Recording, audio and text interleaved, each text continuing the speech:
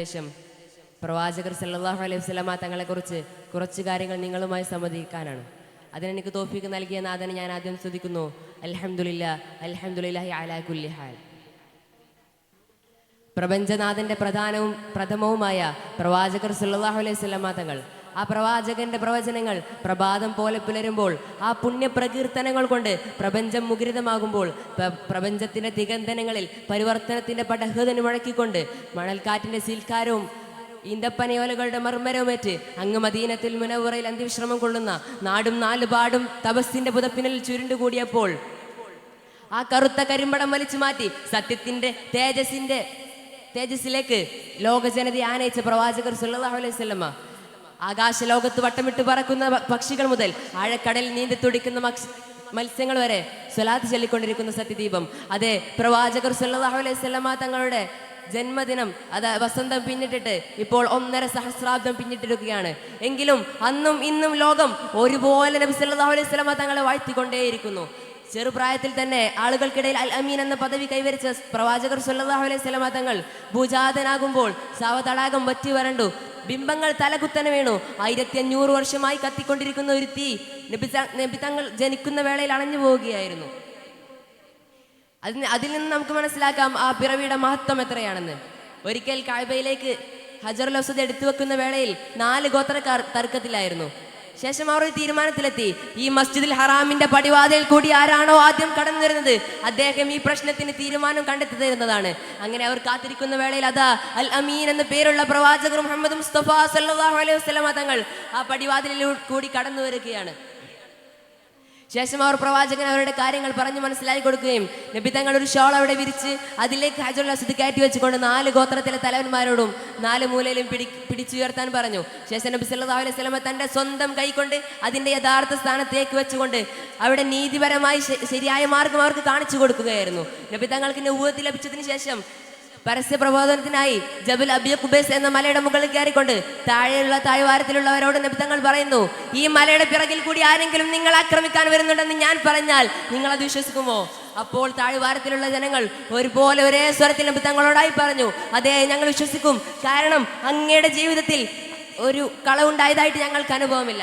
അപ്പോൾ നബി സല്ലല്ലാഹു അലൈഹി വസല്ലം തങ്ങൾ അവരോടായി പറഞ്ഞു, എങ്കിൽ അള്ളാഹുവിന്റെ ശിക്ഷയത്തോട് ഞാൻ നിങ്ങൾക്ക് അറിവ് നൽകുന്നു, നിങ്ങൾ അള്ളാഹുവിന്റെ മാർഗം സ്വീകരിക്കുക.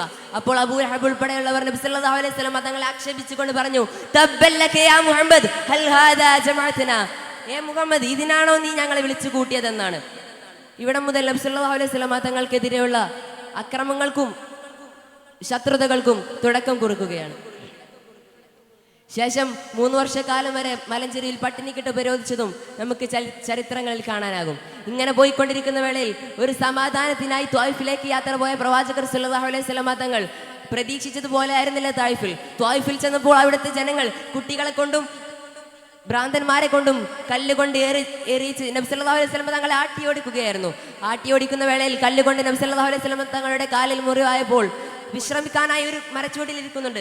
അപ്പോൾ വാനലോകത്ത് നിന്നും ജിബ്രീൽ അലൈഹിസ്സലാത്തു വസ്സലാം ഇറങ്ങി വന്നുകൊണ്ട് നബി സല്ലല്ലാഹു അലൈഹി വസല്ലം തങ്ങളോട് പറഞ്ഞു, ഏ നബിയെ, നിങ്ങൾ സമ്മതം മൂളുകയാണെങ്കിൽ ആ കാണുന്ന 2 മലകൾ അവരുടെ മേലിലേക്ക് മറിച്ചിട്ടുകൊണ്ട് ഞാൻ അവരെ നശിപ്പിക്കാമെന്നാണ്. അപ്പോൾ കാരുണ്യത്തിന്റെ പ്രവാചകർ സല്ലല്ലാഹു അലൈഹി വസല്ലം തങ്ങൾ പറയുന്ന ഒരു വാക്കുണ്ട്, വേണ്ട, അവരിൽ നിന്ന് ആരെങ്കിലും ഒരാൾ നാളെ അള്ളാഹുവിന്റെ മാർഗം സ്വീകരിച്ചാൽ അതല്ലയോ നമുക്ക് ഖൈറെന്ന്. ലോകർക്ക് കാരുണ്യമായിട്ടല്ലാതെ നബി സല്ലല്ലാഹു അലൈഹി വസല്ലം തങ്ങളെ ഇറക്കപ്പെട്ടിട്ടില്ല എന്നാണ് ഖുർആനിക വചനം.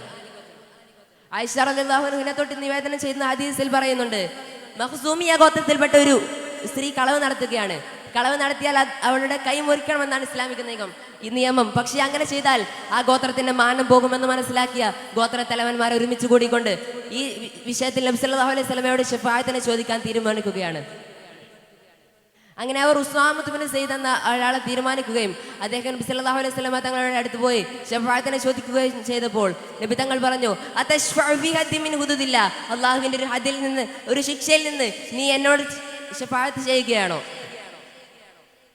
ശേഷം നബി സല്ലല്ലാഹു അലൈഹി വസല്ലം തങ്ങൾ പറഞ്ഞു, നിങ്ങളുടെ മുമ്പുള്ളവരൊക്കെ എങ്ങനെയാണ് നശിച്ചതെന്ന് അറിയാമോ? അവരിൽ നിന്ന് ആരെങ്കിലും വലിയവർ എന്തെങ്കിലും കളവ് ചെയ്താൽ അവരുടെ മേൽ ശിക്ഷ നടപ്പാക്കുകയില്ല. മറിച്ച് ദുർബലരായ ആളുകൾ കളവ് നടത്തിയാൽ അവരുടെ മേൽ ശിക്ഷ നടപ്പാക്കുമായിരുന്നു. ശേഷം നബി സല്ലല്ലാഹു അലൈഹി വസല്ലമ തങ്ങൾ പറഞ്ഞു, ഐമുല്ലാഹി തആല ലൗ അന്ന ഫാത്തിമ ബിൻത് മുഹമ്മദ് സറഖത് ലഖതഅതു യദഹാ. മുഹമ്മദിന്റെ മകൾ ഫാത്തിമ കെട്ടാലും അവളുടെ കൈ ഞാൻ മുറിക്കുമെന്നാണ്.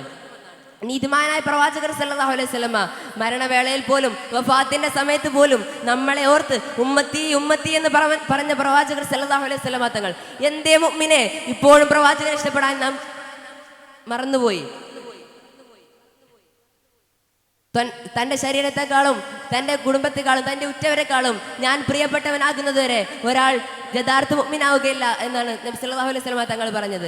നബി തങ്ങളെ ഇഷ്ടപ്പെട്ട് സ്വർഗ്ഗത്തിൽ പ്രവേശിക്കാൻ അല്ലാഹു നമുക്ക് തൗഫീഖ് നൽകുമാറാകട്ടെ. വആഖിറു ദഅവാനാ അൽഹംദുലില്ലാഹി റബ്ബിൽ ആലമീൻ. അസ്സലാമു അലൈക്കും വറഹ്മത്തുള്ളാഹി വബറകാതുഹു. Kollacher, be on the stage.